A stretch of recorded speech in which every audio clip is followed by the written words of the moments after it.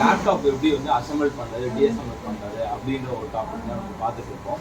So வந்து hard disk, லேப்டாப்போட hard disk வந்து இந்த சைஸ் தான் இருக்கும், சின்னதாக இருக்கும். இது வந்து ஒரு 4 inches 3 inches அந்த மாதிரி தான் இருக்கும். இதுதான் காமன் சைஸ், எல்லாத்துக்குமே இந்த ஹார்ட் டிஸ்க் தான் காமன் சைஸ்.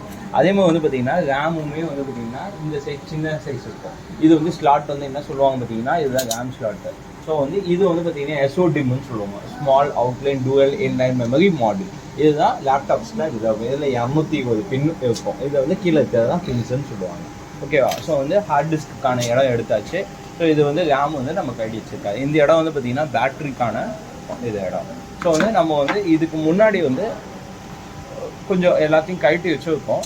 இதில் வந்து முன்னாடி இதுக்கான வந்து நம்ம கீபோர்டுக்கான இடம் வந்து இந்த இடத்துல இருக்கும். கீபோர்டு ஓப்பன் பண்ணோம்னா பின்னாடி ஸ்க்ரூஸை கட்டினா தான் கீபோர்டு ஓப்பன் பண்ணுவோம். நம்ம வந்து இப்போ கீபோர்டு ஓப்பன் பண்ணியாச்சு.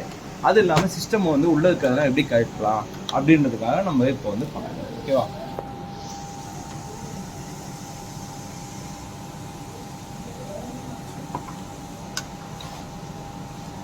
நெக்ஸ்ட் ஸோ எல்லாமே இந்த ஸ்க்ரூஸ் எல்லாமே கட்டிடணும். ஓகேவா? கட்டிட்டு இந்த சைடும் ஸ்க்ரூஸ் இருக்கும், இதுலேயும் கட்டிடணும். இப்போ வந்து இந்த இடத்துல இருக்க சின்ன ஸ்க்ரூஸும் நம்ம கட்டிடலாம்.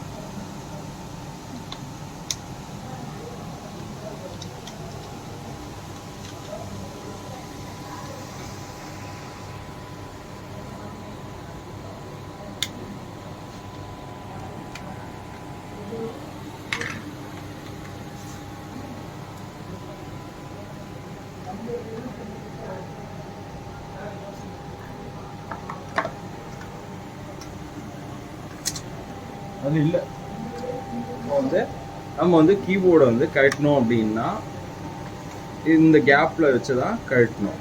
ஓகேவா? இந்த கேப்பில் வச்சு நம்ம கட்டணும். ஒன்று ஒன்றா அப்படியே இது பண்ணால் தான் கீபோர்டு எல்லாமே வந்து செட்டாக பேக் பேனல் எல்லாமே வந்து தனித்தனியாக வரும். ஓகேவா? பார்த்து கட்டணும். உள்ளே வந்து லாக் சிஸ்டம் இருக்கும். இதுக்கு வந்து ஸ்லைசிங் ஒரு டூல் ஒன்று இருக்கும்.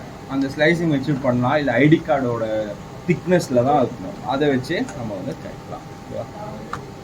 ஸோ இதுதான் வந்து பார்த்தீங்கன்னா கீபோர்டு. இது வந்து மவுஸ் பேடுக்கான இடம் இங்கே இருக்கும். இங்கே வந்து பேட்ரி இருக்கும். இங்கே வந்து சிடி, நம்ம எதாவது சிடி வேணால் போட்டுக்கலாம். இதுதான் வந்து பார்த்தீங்கன்னா லேப்டாப்போட மதர்போர்டு. இப்படி தான் இருக்கும். இதில் பார்த்தீங்கன்னா அவ்வளோ டஸ்ட் இருக்குது பார்த்தீங்களா? இது எல்லாத்தையும் நம்ம வந்து இப்போ என்ன பண்ண போகிறோம், ப்ரெஷ்ஷை வச்சு க்ளீன் பண்ணிவிட்டு அப்புறம் வந்து பார்த்திங்கன்னா ஐபி சொல்யூஷன் வச்சு நம்ம வந்து ஸ்ப்ரே பண்ணணும். ஐபி சொல்யூஷன் எதுக்குன்னா, மைன்யூட் டஸ்ட் பார்ட்டிகல்ஸ்லாம் இருந்ததுனாலுமே அதனால் அந்த மைன்யூட் டஸ்ட் பார்ட்டிகல்ஸ் எல்லாமும் ஐபி சொல்யூஷன் போடும்போது போயிடும்.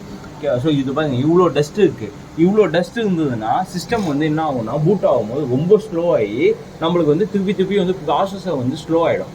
அதுக்காக தான் வந்து நம்ம இப்போ கழட்டி செக் பண்ணியிருக்கோம். ஸோ வந்து செக் பண்ணும்போது இவ்வளோ டஸ்ட் இருக்கும்போது இந்த டஸ்ட்டெல்லாம் எடுத்துகிட்டு நம்ம பண்ணிக்கலாம்.